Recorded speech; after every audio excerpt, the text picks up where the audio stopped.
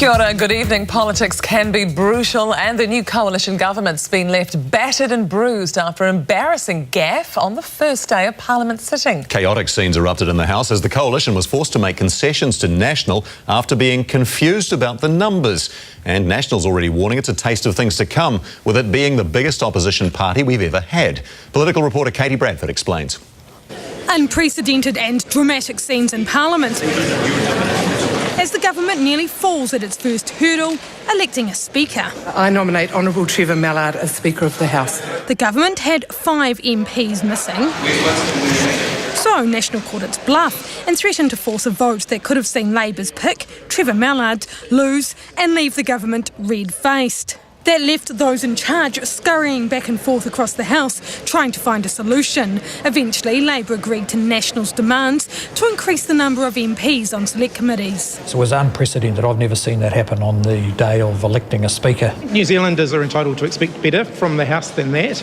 Ultimately, that was not a situation of our choosing. That was the opposition decided, once the vote was about to start, that they weren't committed to the original understanding. To make matters worse, Labour actually had the numbers and would have won if National had forced a vote. I think it was more importantly a show of the disorganisation on the government side.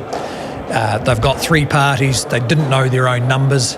Every day they're going to have challenges. We had the numbers.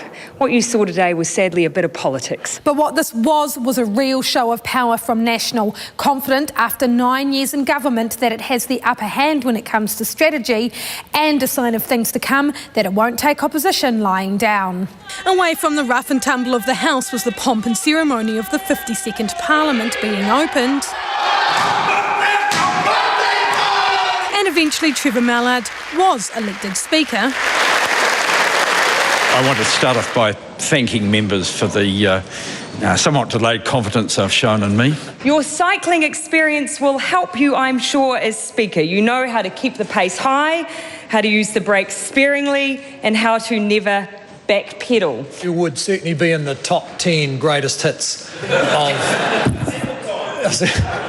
of parliamentary performers in a whole lot of different ways. But no doubt Speaker Mallard's going to have a tough job keeping this House under control. Katie Bradford, One News. And One News political editor Corin Dan's been watching developments and joins us now. First day of Parliament, rough day for the government, Corin.